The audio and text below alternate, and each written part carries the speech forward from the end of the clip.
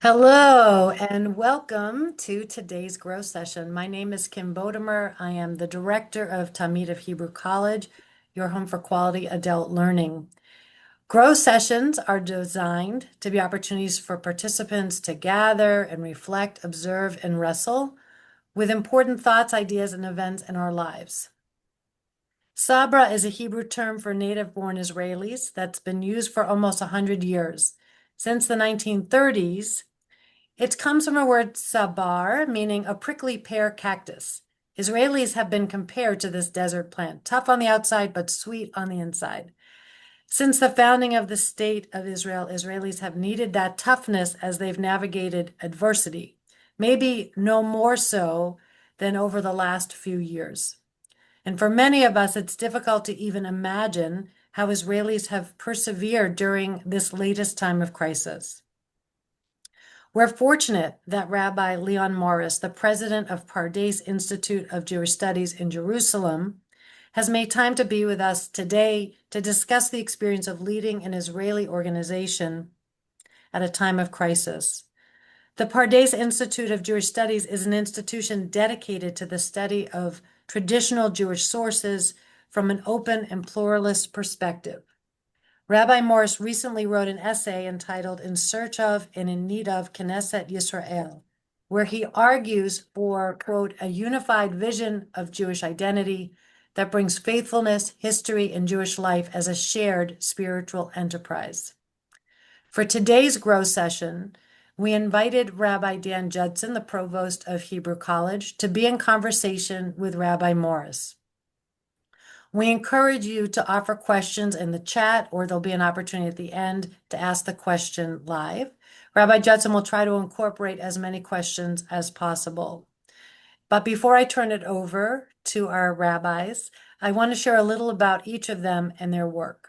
So I'll start with Rabbi Judson, who serves as the Provost of Hebrew College, where he's also a lecturer in Jewish history.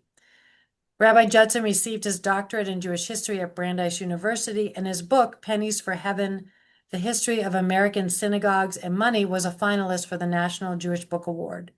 He's presently working on a book about American Zionist history entitled When America Became Zionist, the Loge Fish Resolution of 1922, and the Surprising Group of Politicians Who Changed American Policy Towards Israel. His research and writing on new models of synagogue finance have appeared in the New York Times, the Boston Globe, Haaretz, Reform Judaism magazine, and many other Jewish publications. Rabbi Leon Morris is the president of Pardes and is the first alumnus to head the institution. Leon made aliyah with his wife. Here it is. Dasi Berkowitz and their 3 children in June of 2014. After serving as the rabbi for Temple Emanu-El Israel in Sag Harbor, New York. He was the founding director of the Skirball Center for Adult Jewish Learning at Temple Emanu-El in Manhattan. Before coming to Pardes, Leon served as vice president for Israel programs at the Shalom Hartman Institute and was a faculty member at Hebrew Union College. Rabbi Morris was ordained from Hebrew Union College in 1997, and he's worked extensively with the Jewish community of India. He's taught at Orthodox, Conservative, and Reform Institution and is a regular contributor to the Jewish, U.S., and Israeli press. Welcome, Rabbi Judson and Rabbi Morris. We're thrilled to have you with us. You. Thank you, Kim, so much. Leon, thank you so much for your willingness to do this. And for you, Leon, it's towards the end of the day, and for us, it's the middle of the day. So we're really grateful that after a long day of work, you've agreed to come and share with us. I do want to say, as just another note of introduction, Kim, that Leon and I have been friends and when I say this, Leon, it might scare you, but we've known each other for well past 30 years, because I remember very distinctly somebody just asked me a few days ago why I ended up going to Hebrew Union College, that is the Reform Seminary. And one of the distinct memories I have is meeting Rabbi Leon Morris before he even went to rabbinical school, thus making it. And Rabbi Morris was at Hebrew Union College and was a spokesperson for thinking it was a good place for me to go. Of course, Hebrew College as a rabbinical school did not exist then. very importantly, it did not exist then. So I ended up at Hebrew College, but that makes it more than 30 years ago. And Leon, 30 years ago, was smart, thoughtful, had ideas about what the Jewish world should be, a vision, and that has not changed over the course of these 30 years. And Kim, one thing, it's not just that Leon is the first alumnus to lead Pardes, but I would say is probably its most unusual head in terms of his own terms of religious background, being an American Reform rabbi who's come to lead an institution noted for its its learning of traditional Jewish texts in the original. So that's all part of Leon's eclectic and interesting background, which we're going to get into. Leon, thank you so much for coming. One more. Thank you, Dan. I just want to say that yeah. it's great to be here. My wife is from Newton. Nice. She was part of Pro's Door, and that was an important part of her childhood experience. And we value at Pardes the relationship with Hebrew College so greatly, and are so privileged to have Hebrew College rabbinical students with us for their Israel year. And we love them, and they have elevated the level of learning and community here. And tonight was just such a great opportunity for me to just schmooze with you, Dan. So, yeah. Other people might be listening in, but I always love talking with you and engaging with you, and our friendship has been really nurturing to me over the years. So great to be. Amazing, Leon. I just felt also moved, Leon, to say one more word of introduction, which is just everybody here showed up. I'm so grateful for their having shown up, but I'm also seeing, Leon, just so for your edification, the chairman of the Hebrew College Board is here, Nancy Belsky, other board members, Michael Goldberg is here, and our dear colleague, Judith Cates, who you may or may not know, Leon, who is a longtime professor of Bible at Hebrew College, is here. So I'm grateful for all of them, as well as everybody who's on the call today. Okay, Leon. Well, now I'm getting very nervous. I thought you were going to Nobody's going to get nervous, Leon. You'll be great. So I think, some people are familiar with Pardes. I thought let's just start simple. We'll quickly ramp up into more complicated questions. But just simply, if you can tell us a little bit about Pardes itself for people who might not be familiar. Who are you? What do you, the kits are meaning a shortened version of what's your mission? Who do you serve? And a little bit, and then a little bit about how you came to Pardes would be great. Sure. Thank you. So Pardes was started 53 years ago, and it was the vision at the time of a 26-year-old newly minted conservative rabbi named Mike Swirsky, who made aliyah and had this idea of what would it mean to have a yeshiva where men and women and people who are observant and people who are not observant or differently observant could all study the classic Jewish texts together. And believe it or not only was there no place in 1972 where men and women could study Talmud together, there was actually no place in the world where women could study Talmud in 1972. So this was really revolutionary. I know, Dan, the American Jewish historian, I know you're already going to look after this. Could that be the case? This is what I've been told. I know it's not the case, but let's keep going. Okay. I'll let you get away with that. That's our myth. Maybe in a non-academic environment, in a yeshiva. I studied at Hebrew University. I studied Talmud in 1973 in the summer. Okay. So I think it must be in a non-academic, in a yeshiva kind of atmosphere.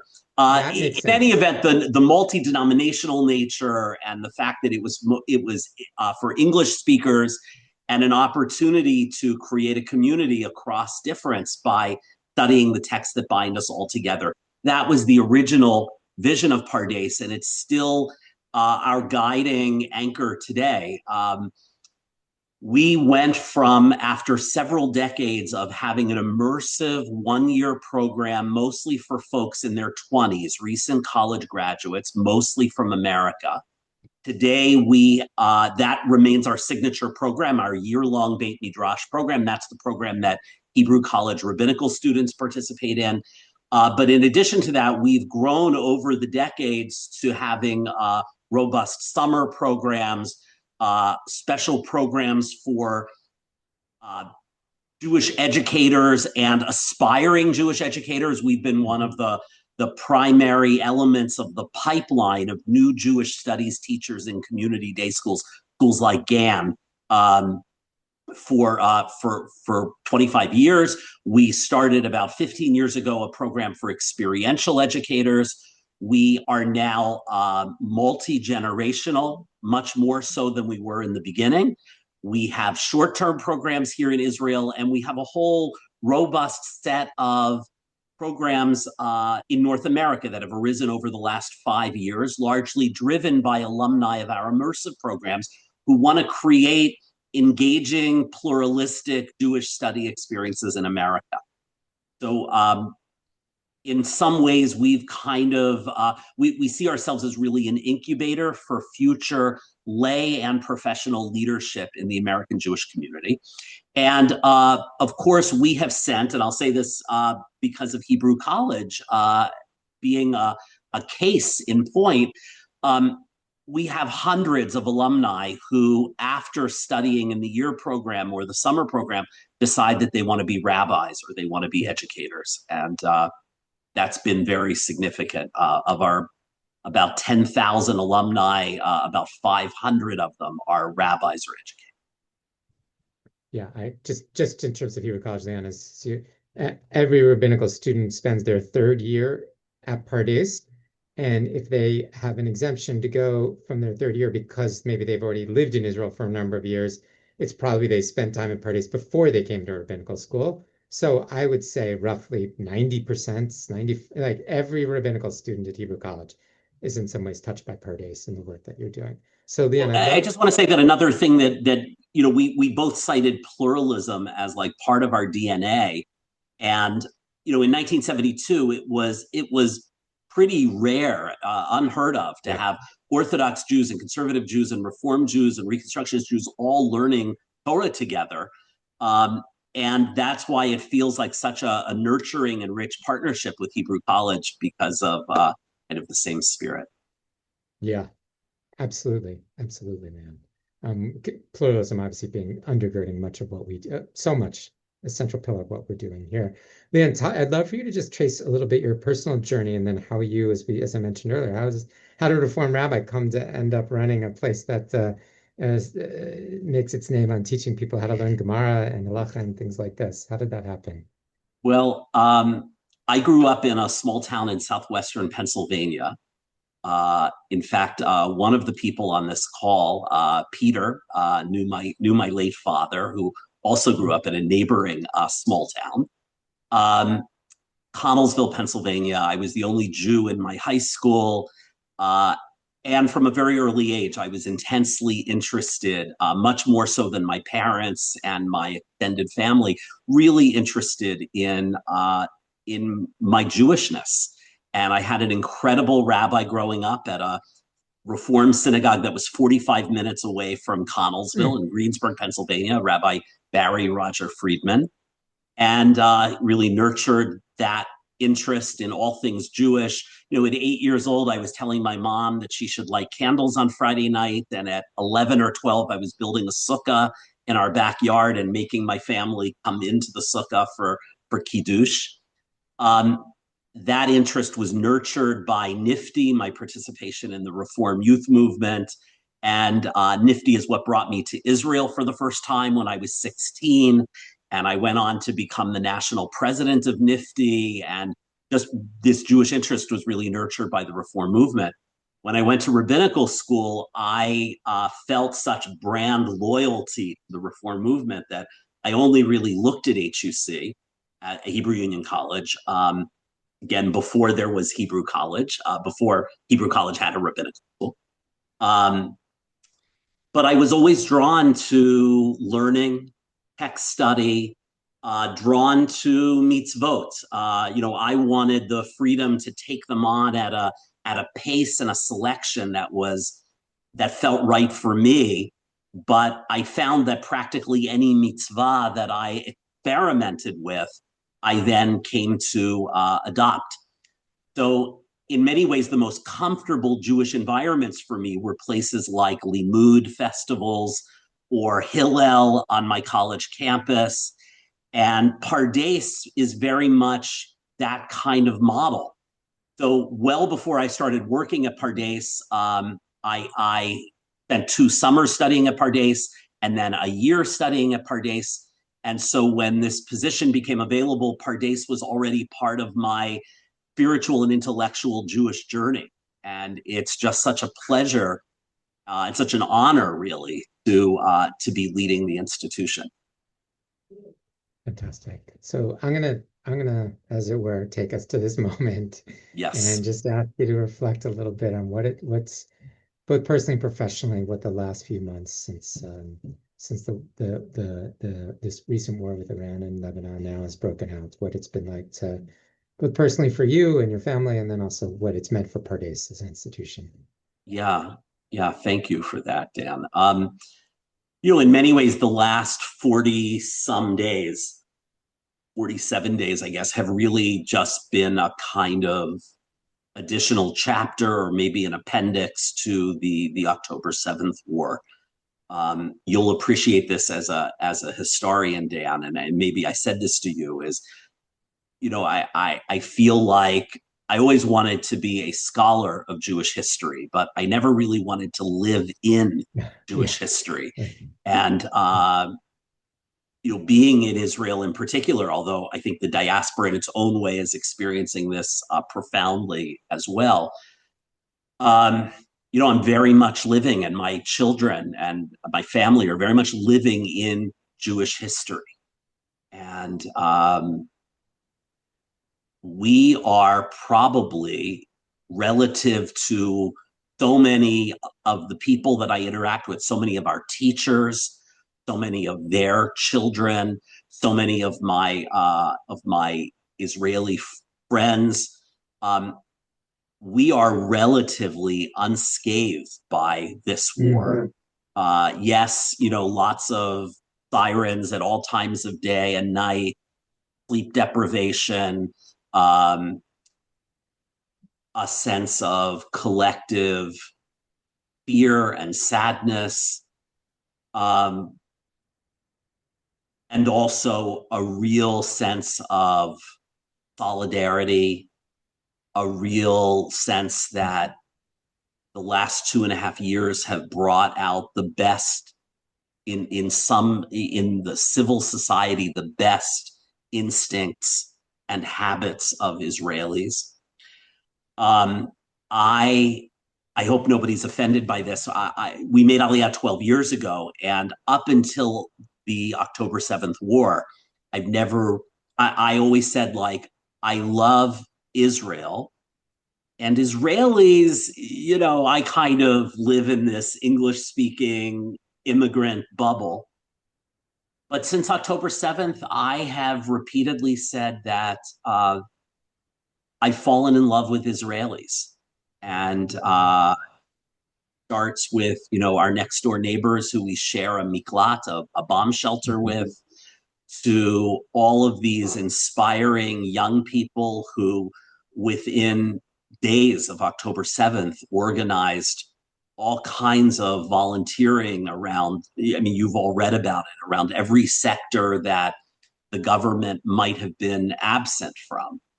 And I think the sense of solidarity during this very challenging time has been incredibly energizing and really inspiring. Our students, I would say that 2 years ago, our students didn't sign up for this. The students we have this year actually signed up for this. They signed up for Pardes. They applied to Pardes just before the 12-day Iran war, and they didn't pull their applications. And they came even as the war in Gaza continued. And we have about 80 students, when you add them all together, who are sort of in our Beit Midrash during a typical day. And we only had one student who felt that he needed to return, and we respected that. But I think our students are really valuing the sense of community that we provide, that they build for each other, this loving, supportive, pluralistic Jewish community that's kind of a microcosm of how you wish the whole Jewish world was. I think that they also feel that they're here for a unique moment in Israeli and Jewish history, that this is a year they're going to tell their children and grandchildren about. Our teachers, of course, it's been very challenging for them. The children going into miluim, into the reserves. Our community was very personally affected and touched by the murder of Hirsch Goldberg Poland. Hirsch's mother, Rachel, was working for Pardes on October 7th. She's an alumna of Pardes, of the year program. She actually was at Pardes with me in 1995-96. She was a longtime board member, and she had come on as kind of a care coordinator for our students. And I think the morning that September 1st, in which we found out that Hirsch had been murdered, along with the other hostages who were held with him, was the most painful day for our entire community of this whole war. So we've tried to exercise resilience. We have this tagline that we coined during COVID of uninterrupted Torah study. And we've stood by that as much as we've been able to. During this most recent 40-day Iran war, the first week we had to pivot to Zoom learning. But we have a very large bomb shelter here. And we were permitted to come back to bring our students back. And I think the students were so happy to be together during this. We take a lot of precautions. Some students were in classrooms that are situated closer to the bomb shelter than they normally would be. We get these warnings here that tell you there might be an air raid siren. And so as soon as we get the warning, we all start to file down into the shelter. And that's been our reality up until Passover. Right. Yeah, you know, I'm going to ask, we did not invite you, and you're not meant to speak as in a kind of political sort of big, but I am curious about something you said, and just would love your thoughts for 1 minute on, it might be surprising, I think, for some folks to hear about this sort of that you fell in love with Israelis post October 7th, and the kind of unity of purpose that you felt, which I think we Americans could see from a distance after October 7th. But I'm curious about your feeling like it is still there, that we see from a distance also a lot of fracture in Israeli society now, a lot of, the political situation is, we're coming to another election, which all signs are pointing to another stance. So like so I feel like there's all these lines of fracture, and yet you're sort of talking about a feeling of unanimity. And I wonder if you could just dig in for another moment to reflect on that in particular. It's so interesting because it's so interesting to hear you say that at this moment. Yeah, I would distinguish between unanimity and unity and solidarity. So I think there's been a lot of solidarity, despite the fact that there are serious disagreements politically. As the country is more or less divided between those who support Prime Minister Netanyahu and those who don't support Prime Minister Netanyahu.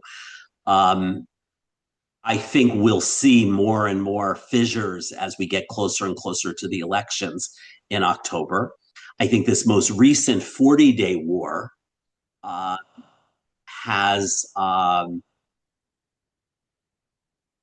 deepened some of the divides in terms of how well this government navigated this most recent war with Iran. I'm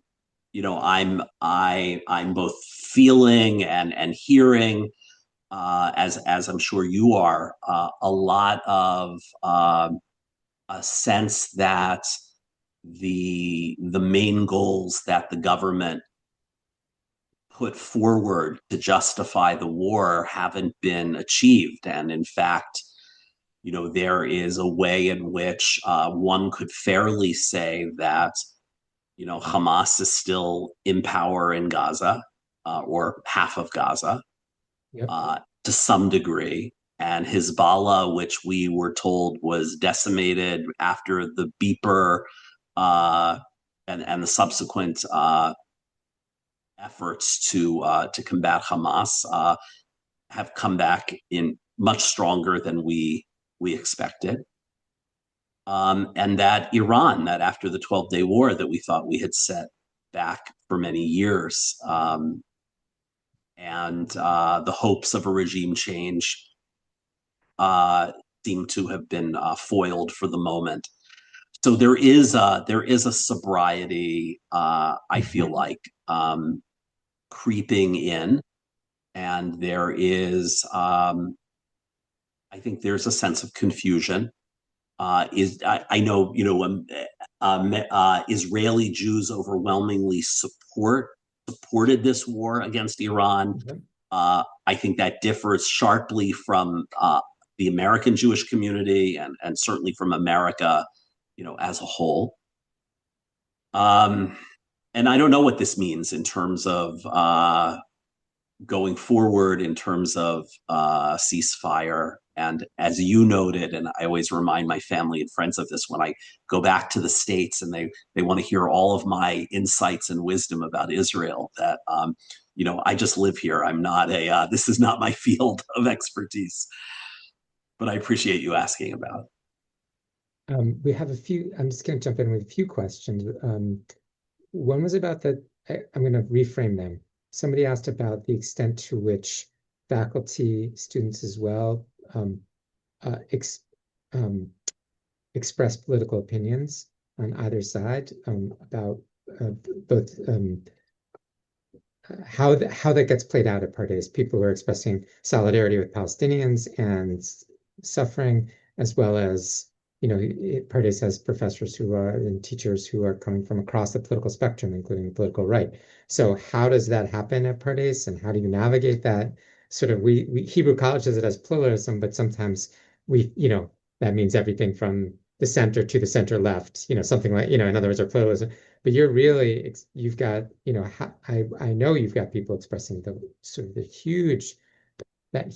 what does that look like at Pardes? How does it play out? Are people supported in that sense? And if you could dig into that, man, that would be great. We do a lot of front loading when our program starts, our year-long program, when it starts in September. A lot of front loading on the value of machloket l'shem shamayim, of constructive disagreement for the sake of heaven. And it's a really core value at Pardes that we are going to disagree. We're going to disagree religiously. We're going to disagree politically.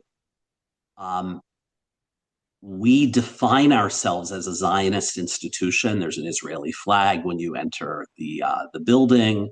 We include a prayer for the state of Israel in our Grace After Meals, Birkat Hamazon, and in our daily all of the various minyan options that one has at Pardes.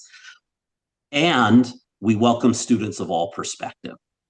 And we certainly have a diversity of political views among our students. And in so many ways, our students represent where young American Jews in their 20s and 30s are. And our faculty, which for the most part is a little bit older and is mostly comprised of people that made aliyah decades ago, tends to be in a different place politically. But we've carved out an atmosphere where we can really engage each other. I think one of the guiding principles at Pardes is this idea of curiosity, to lead with curiosity. We have an Israel studies component of the program. We didn't when I was a student at Pardes, but as Pardes evolved, realizing that you had all of these diaspora Jews who were spending a full year in Israel, that in addition to tiulim, to field trips, you needed to have a course on modern Israeli history. There needed to be speakers invited in, but we're quite big tent oriented in terms of who we bring in. And we're very upfront about who we don't bring in, but we encourage people to go and hear them. I think we bring in a fairly wide spectrum of, from left wing to center right, of people that would define themselves as different kinds of Zionists. We also bring Palestinian speakers. We have a dual narrative trip to the city of Hebron, to Hebron. But our main focus is, Talmud and Tanakh and Halakha and Jewish thought. So that also, I think, enables us to do this dance. Our students and faculty are not sitting around all day talking about politics. There's plenty of opportunities over meals and Shabbatot. But I think we're focused on what unites us primarily, which is this love of text. Mark asked a question, which I want to, and then after I'm going to ask Mark's question, then I want to turn, Leon, towards your essay a little bit and maybe move into more slightly more philosophical conversation. I don't know, maybe it won't be philosophical. Let's see. But the question Mark had, which is interesting, given what you've just said about Pardes was the first place in 1970, learning for men and women, you're this, as we're liberal institution, pluralist institution in the middle of a conservative government in the middle of Jerusalem. Do you get pushback from the government? Do you get pushback from, who do you get pushback from, if anybody, about being a pluralistic institution, having women study, etc.? Yeah.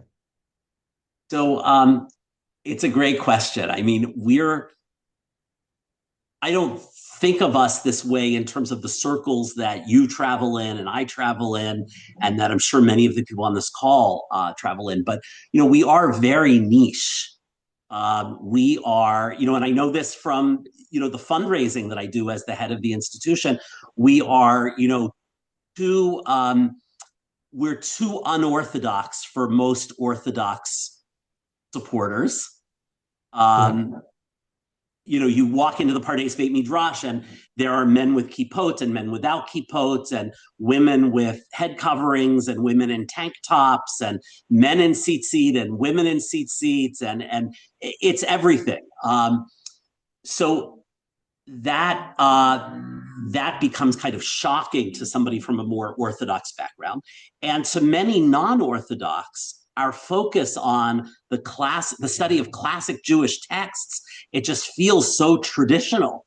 So we're neither here nor there. We're sort of in this interesting middle space, and I think those kinds of spaces are important. And I think that it's important. We're building a new building in Jerusalem, a signature building.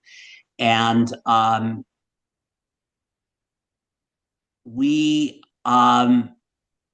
think there's something about the physicality of places like Pardes and Hartman and Machon Shechter, the conservative movement seminary at Hebrew Union College. The real estate becomes symbolic, specifically because we have this extreme right-wing government, and we're in a city that is 40% Arab, 30% Haredi, ultra-Orthodox. So, it leaves another 30%, and that 30%, wait, is that right? Yes, that 30% includes the whole Dati Leumi community, the regular national religious community, people that we might define in American terms as modern Orthodox. So that remaining 30% are secular Jews, Reform Jews, conservative Jews, modern Orthodox Jews. We're a real minority in this city. So I think putting a flag in the ground becomes really, really important. We're not considered, by the way, we're not considered a yeshiva by the government. We don't receive any government funding. Yeah. We are, we're kind of an odd entity in Israel. We're not a college. We're not a university. We're not a yeshiva. We're just Pardes. What is your, well, I was going to ask, what is your official designation about the university? You're just an organization. We are official designation. We're like the Israeli equivalent of a 501c3. We're an amuta, Arba'in Vashesh. We're a nonprofit organization. Great.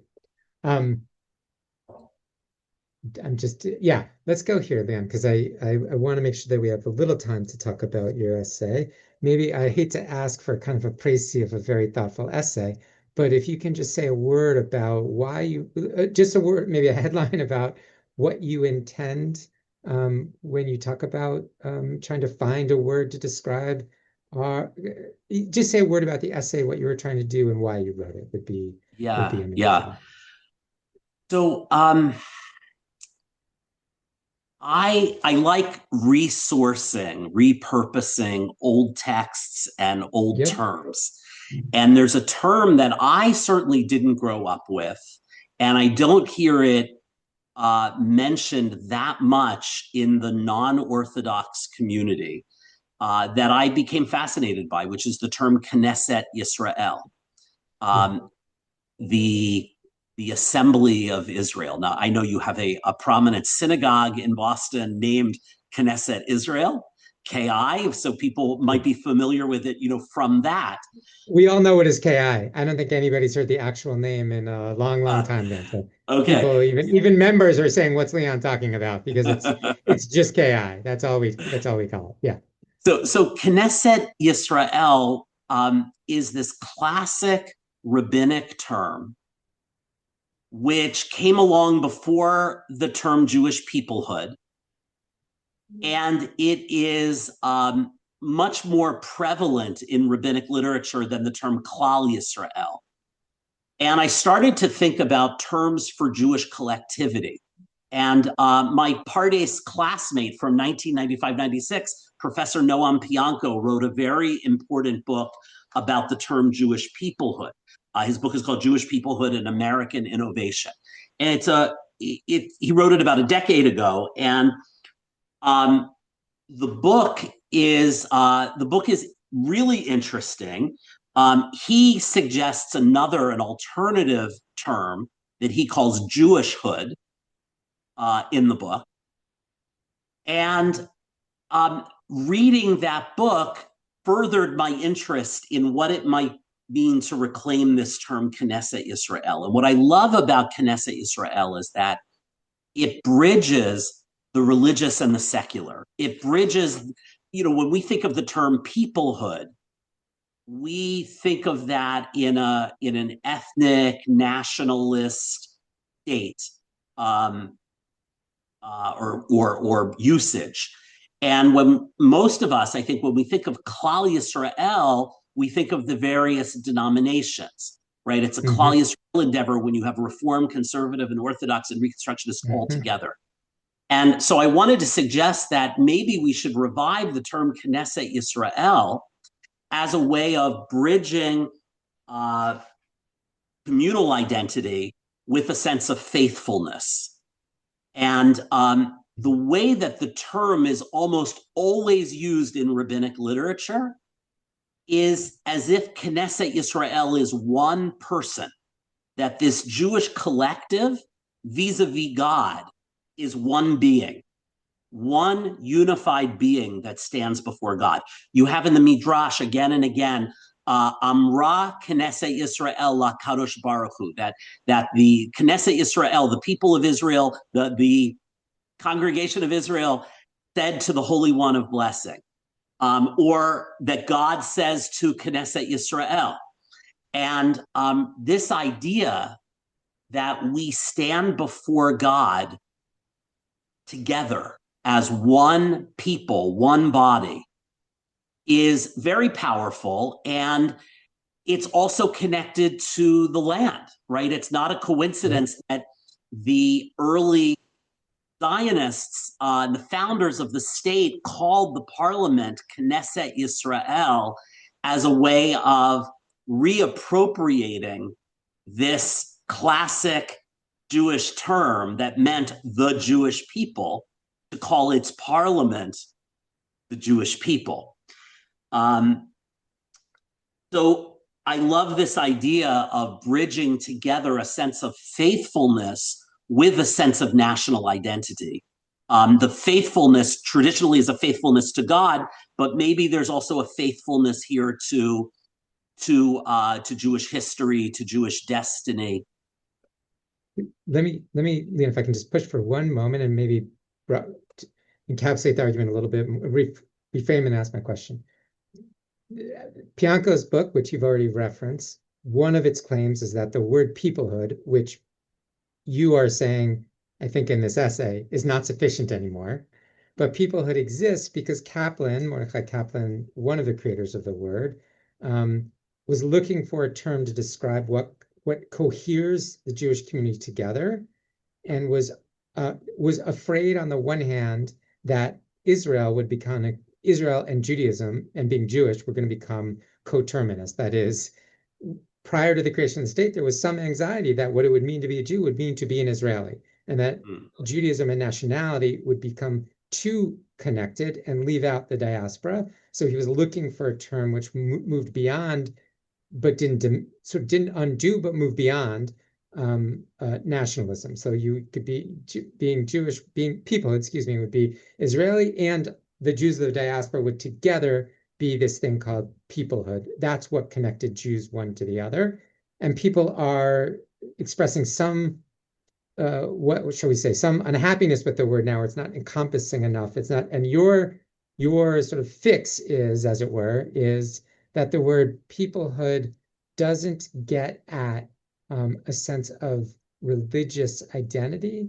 And you're looking, your sense is that what coheres the Jewish people ultimately is a broad sense of connection grounded in a sense of religious identity, but not a traditional religious identity. That is, you're not demanding we're all have fealty to a traditional conception of Hashem, of God, but that there's some sort of quasi-religious feeling which we should feel or have towards each other that goes beyond just peoplehood, which is material, which is we all speak Hebrew and we eat falafel and we're Jews and our parents were Jews. You're looking, am I articulating it right? Yeah, please correct me where I've gone astray. No, it's a really wonderful articulation. I would just add to it that Knesset Yisrael has an element of mystery, an element of spirituality.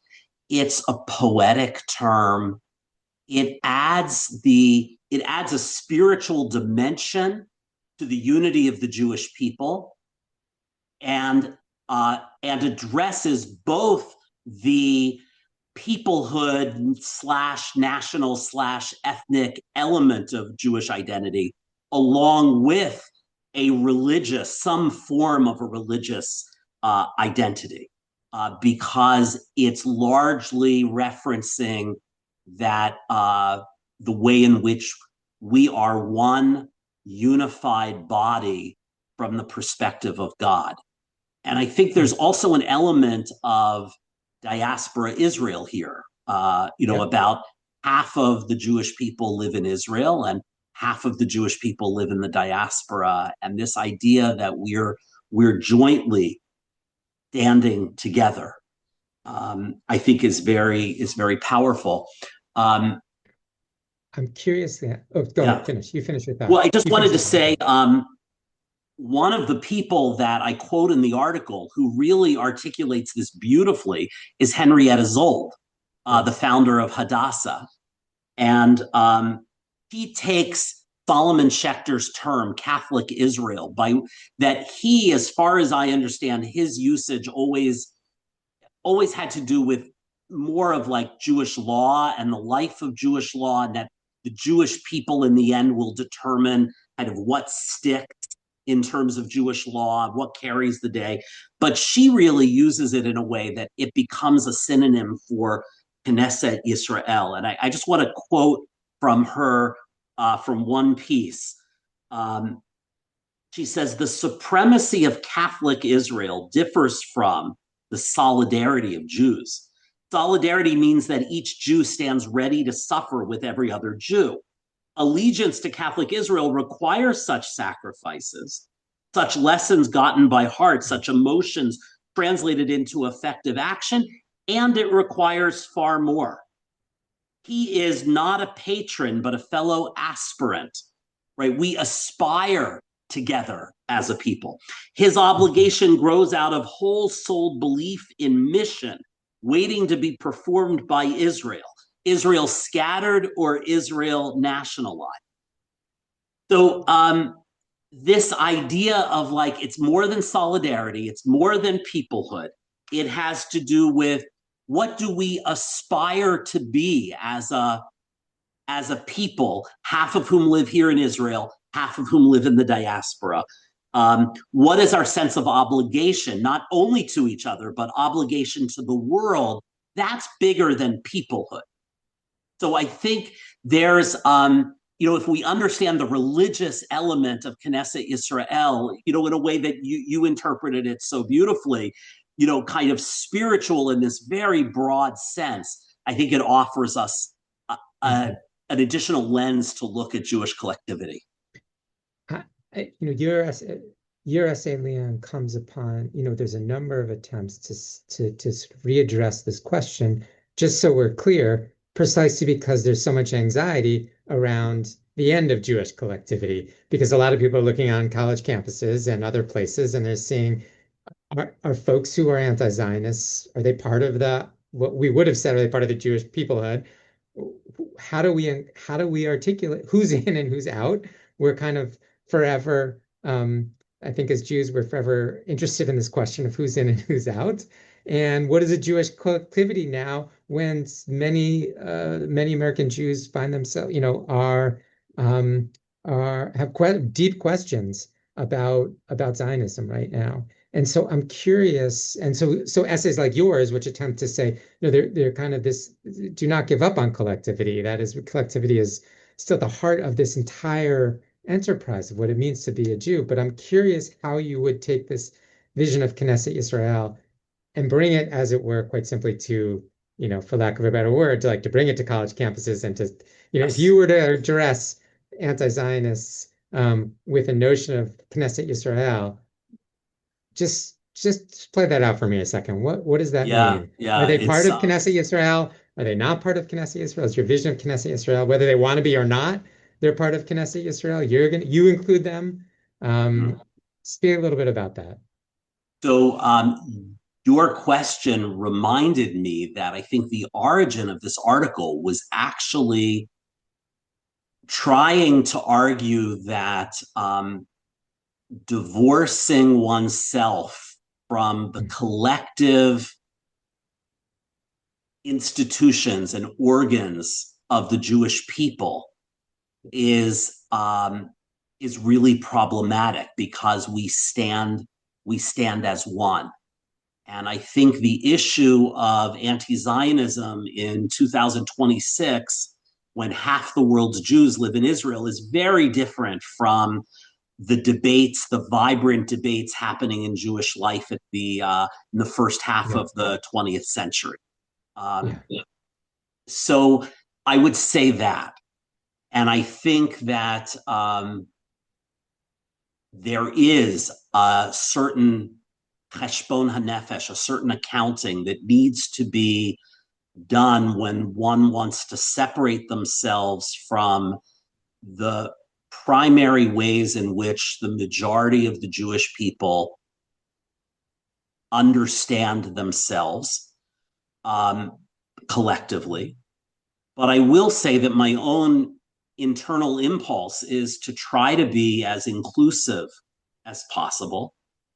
I'm not interested in writing anyone out of the Jewish story. Mm-hmm. I think that the minimum that I would ask for is to really understand who we are, that we are a people. We are not a religion. We have a religion. that is an element of whatever we want to call this collective, this people, this nation, this group. We have indigeneity. We formed as a people in the land of Israel. And our language bears that out. Archaeology bears that out. Our liturgy bears that out. The Tanakh is all about being in and then leaving and coming back and having the opportunity to come back. So I want to make sure that, and I'm concerned that fourth generation, fifth generation American Jews might not even know what we are, might not even understand that we're whatever you want to call this collective, we're a nation, we're a people, and a central element of our Jewishness is a religious dimension. But we have a language and we have a land, and it's not possible to separate from that history and that reality.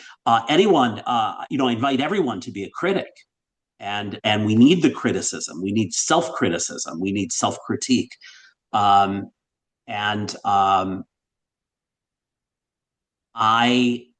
am struggling, I think, like a lot of us, about, let's say, segments of professed, ideologically rooted anti-Zionists who do have a strong understanding of Jewishness, who are steeped in, some of whom are steeped in Jewish texts and Jewish learning, and some of whom are very committed to religious practice. And that's a real struggle. Again, I'm not looking to, I would want to include and welcome everyone, but given how central of a project Israel is at this moment in Jewish history, it's hard for me to understand it fully. I mean, I made aliyah because I wanted to be part of this exciting experiment in Jewish life, this laboratory for Jewish life. And I don't deny for a moment that there are massive failures in this laboratory.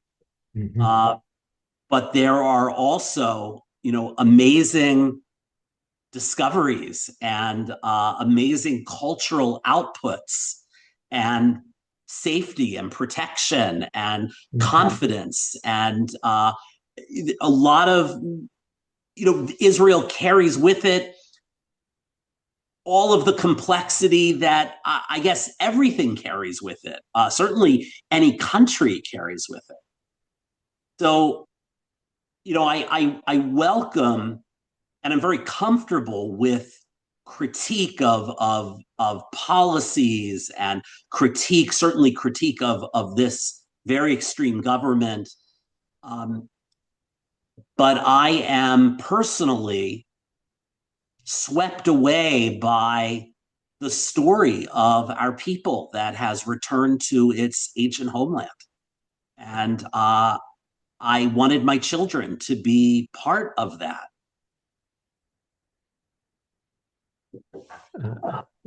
Leon, that is, inspiring and beautiful, and